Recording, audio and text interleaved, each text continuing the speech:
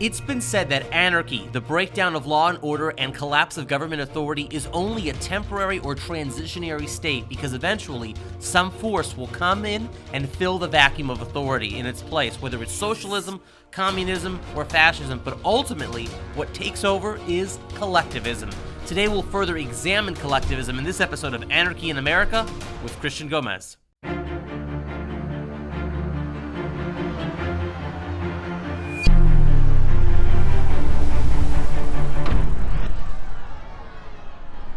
The Oxford English Dictionary, 2nd edition, defines collectivism as the socialistic theory of the collective ownership or control of all the means of production, and especially of the land by the whole community or state, i.e. the people, collectively for the benefit of the people as a whole. The word first appeared in the May 8th, 1880 issue of the Saturday Review of Politics, Literature, Science, and Art, which said, quote, "By collectivism is meant that everything is to be done and managed by a society. Railways, mines, forests, and even the soil are to be worked by associations. Every industry is to be in the hands of some association, and every workman is to find in his association the means not only of subsistence, but of wealth." Joining us today to discuss this idea of collectivism, which underpins communism, Nazism, and a whole host of isms, is no stranger to the John Birch Society, Mr. G. Edward Griffin, the founder of both the Red Pill Expo and of Freedom Force International. Thank you for being with us today, Mr. Griffin. Well, thanks for inviting me, Christian. Everyone has heard of communism, Marxism, Leninism, socialism, fascism, and President Trump has even used the phrase globalism a lot. But all of these words, all these isms, you would say that they are different facets of collectivism, right? That's absolutely correct. Yes, I went through the same awakening process, I suppose, that a lot of people have gone through. I came through the university system, the public school system, hearing all these words about socialism, communism, fascism, Nazism. Now we have progressivism, modernism. We got neoconservative. I mean, we've got all these words, and who knows what they mean? Everybody has their internal meaning, but it's pretty hard to find agreement among more than three people as to what any one of them mean. You can go to different dictionaries, different encyclopedias, and it just goes on and on and on. And it was always a sort of a great disappointment and confusion to me in the early days when I was trying to figure all this out, And finally, it dawned on me after I really delved into the literature of some of the great collectivists. That's really what the word is, of history. And by that, I'm talking about not only Karl Marx, not only Lenin, not only Stalin, but we switch over and we're on the other side, supposedly. We're talking about Adolf Hitler and Mussolini. We find out that fascism and communism and Nazism really are essentially the same. And this came as a surprise to me. I've read Karl Marx' Communist Manifesto and Das Kapital, and read all the voluminous works of Vladimir Ilyich Lenin. Then I got over to Mao Zedong and Adolf Hitler and Mussolini, and I think these guys are all saying exactly the same thing, which is collectivism. Yeah. So once you peel off those labels of socialism, communism, etc., and you look at the actual ideology itself, it is indistinguishable. You can read large passages from Mein Kampf, and if you didn't know where it came from, you wouldn't know who the author was. Well, maybe you would by the style of writing, but certainly not by the ideas. So that's what caused me in the early days back in, I would say, starting in the mid-'60s, to start to take notes as to what were these things, these ideas, these center points where they all agreed on. And it was pretty easy to find out. To my knowledge, nobody had really tried to do that before. If they had, I still haven't come across their works on it. But it's an essential task, I think, Christian, because once you identify what these things are, and for example, we're talking about what's the origin of rights? Where do they come from? That's an issue. As you look at Marx and Engels and Hitler and Mussolini, and you look at the United Nations charters and documents, and you look at the Republican Party, and you look at the Democrat Party, and no matter where you look, they all have a position on what is the origin of rights. And lo and behold, they all agree. They all agree that rights come from the state. Well, And therefore, if that is true, then the state has the right to take them away. And this is a horrible situation when you realize that this is one of those fundamental issues. Now, when our nation was formed, that was not the case. They believed that the rights were God-given rights. I think that's how they came right out and said it. And there were people, of course, even in those days who said, well, I don't know about this God thing, but I do know that my rights come with me. I'm a human being, and I've got rights as a human, don't I? Well, you could argue it would yes or no, but everybody wants that to be the case. And that was the theme on which the United States was based, is that the individual had rights, and that the purpose of the state, as stated right in the Declaration of Independence, the purpose of the state is to guard those rights, to safeguard those rights. So anyway, that's just one of many issues. When I finally discovered that there was no difference between communism and Nazism, fascism, and all these other things, and progressivism now, and all these things, it really simplified things. And I think when people come to that awareness, it simplifies an understanding that in many cases, we're given a choice of having to choose between two people who believe exactly the same thing, but argue like heck against each other on little fine details. And we have to choose. What do you want to be, a Nazi or a communist? Well, wait a minute. I don't want to be either one. But that's not a choice. What are you, a Republican or a Democrat? Are you going to vote for this? Are you going to vote for Trump? Or are you going to vote for Biden? I suppose we get a choice as to who can take away our rights and to what extent they do so. Yeah, which one do you want to be your master? Oppressor A or oppressor B? Exactly. So once you get clear on this thing called collectivism, that is, in my view at least, it is the center point of understanding why our freedoms are practically gone and have been going regularly, methodically, incrementally for over 100 years, is because our leadership positions in government and in education and in media and in everywhere, all of the people who are setting the pace and creating policy and teaching and verifying have all adopted this principle of collectivism, which is basically the idea that the group is more important than the individual, and that the individual must be sacrificed, if necessary, for the greater good of the greater number. And there you have it. They taught that to me in school. You probably got it too in various ways. And we all come out of school thinking that's a good idea. I mean, after all, the greater good sounds good, and the greater number, what's wrong with that? Isn't that democracy? And of course, once you start asking those questions, you're into a very interesting journey.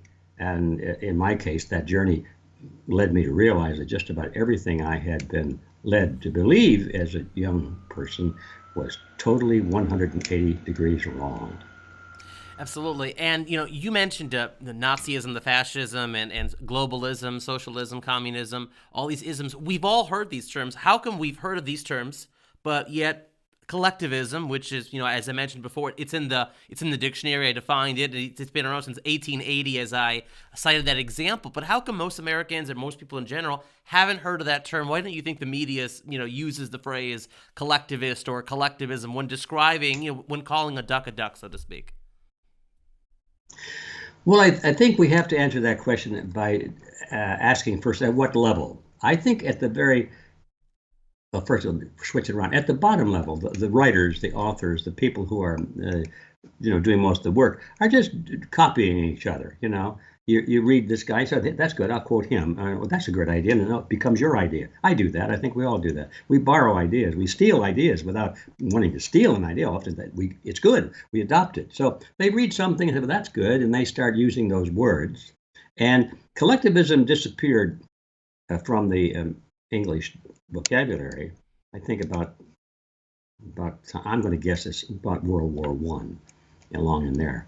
It was interesting to me that the books that I found, the older books that predated World War One, spoke about collectivism and its opposite, which is individualism. They spoke about them in clear terms. There was no hesitancy, and apparently all the educated people who were reading those books at that time understood what they meant.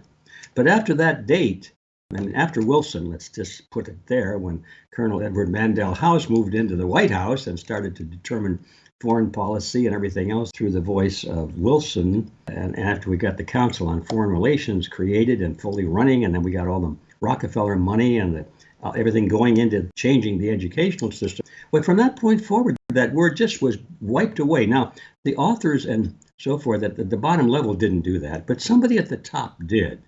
And I did so, I believe. Of course, there's no written record of why they did it, but it's pretty obvious. I think they did so because the words themselves, collectivism and individualism, are self-explanatory. They really describe to a high degree what it's all about, whereas none of the other words really do that. So would you say that the debate has shifted from collectivism versus individualism to now debating what form of collectivism to choose from? That's exactly what happened. And you can't do that if you've got words that really mean something. If you kept insisting that we're going to talk about what side are you on, collectivism or individualism, I think most people, if they thought it through, would migrate over to the individualism side. But if you say, which side are you on, communism or Nazism or fascism, well, they don't know, because they have to, well, what do you mean by that? And of course, the people who are advocating either of those positions make their ideology sound good. And I mean, they use all kinds of wonderful phrases which are not very precisely defined. But mostly, if you think about it, people adopt ideologies today not because they're for something, but because they're against something.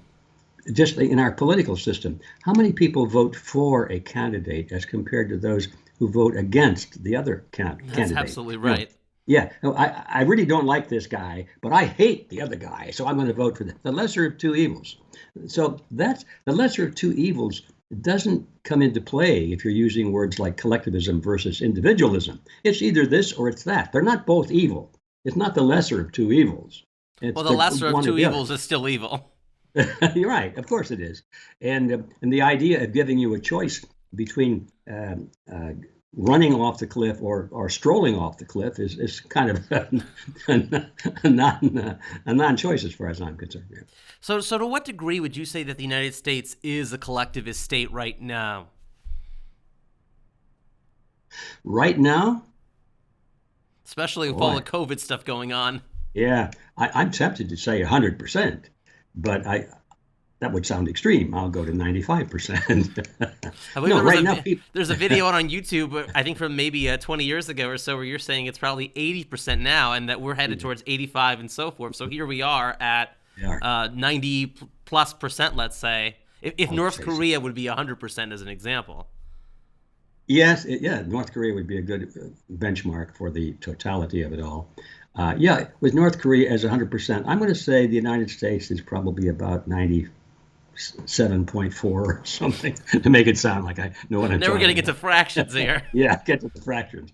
It's far, far advanced. 1% is unacceptable, because I think collectivism is kind of like pregnancy. I mean, once it starts, it goes to full term. I don't think there's ever been a case that I'm aware of where a society has gone collectivist without going to full term and just collapsing because of it. Pardon my pun here for a moment, but what can the American people do to abort this move towards collectivism and go back to individualism?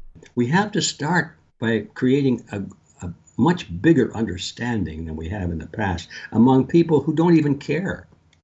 This is hard when they don't care. They don't think it's important to understand these issues. They think, oh, it's all crooked anyway. They don't think they can do anything about it. And you got to go along to get along. We have to reach even those people, because they're the ones who could line up and support. In fact, they are supporting.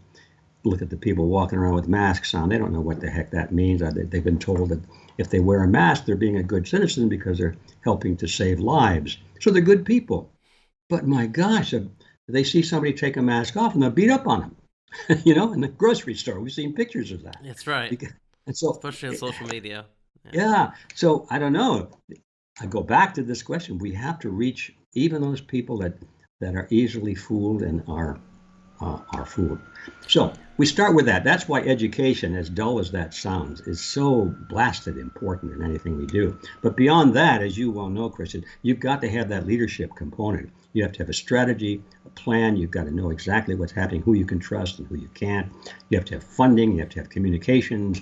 You have to have so many different things going on. So that's where you and I and people in organizations are trying to build this kind of amalgam of leadership. Absolutely. And lastly, for those that are watching and that are interested, where could they go to learn more about your work at the Red Pill Expo and Freedom Force International? Well, thank you for that question. Well, we have a lot of websites, probably too many. But anyway, the first place to go, I would say right now, is to the website of Red Pill University. That's kind of the hub of everything. Everything that happens in the other peripheral organizations is reported and keyed in through redpilluniversity.org. I spend probably 60 to 70 or maybe more percent of my time developing material for Red Pill University. Red Pill University is what sponsors the Red Pill Expo. And oh, by the way, I'll mention we just decided the other day our next Red Pill Expo is now scheduled. It's going to be held on June 4th, 5th, and 6th in Rapid City, South Dakota. And that's about a 25 or 30-minute drive to Mount Rushmore. Mount Rushmore. It is a great symbol of American history, a couple of presidents up there on the cliff and all that. So we decided to do it because South Dakota is one of the states that still has some sanity behind it. They're not masking everybody up and one of the least collectivist states at the moment. The least collectivist states, yeah. So we're going to go there, and already people are saying, "Oh, this is wonderful." Our last one was held on Jekyll Island. We went right back to the scene of the crime, and it was our best event yet. We had more people there. I guess we had about 750 people show up, and we didn't know what was going to happen. People are afraid to travel, right? But they came. And our theme there was damn the torpedoes and full speed ahead. We're not going to say, oh, I wonder what's going to happen. Oh, golly, gee, maybe it'll be difficult. We said, no, we're going. And so we went. And that's the kind of attitude you have to have. Don't wait around to see how it's going to turn out. Because if you wait to see how it's going to turn out, it's not going to turn out well. You have to be part of the force that makes it turn out a certain way. Okay, thank you so much, Mr. Griffin. We'll be glad to have you on again in the future. Take care and God bless. Christian, thank you so much for having me. Thank you so much. The march toward collectivism is the enemy of our time, as G. Edward Griffin expertly explained, and it must be stopped. If you haven't already done so, consider becoming a member of the John Birch Society to combat the tyranny of collectivism. Until next week, take care and God bless.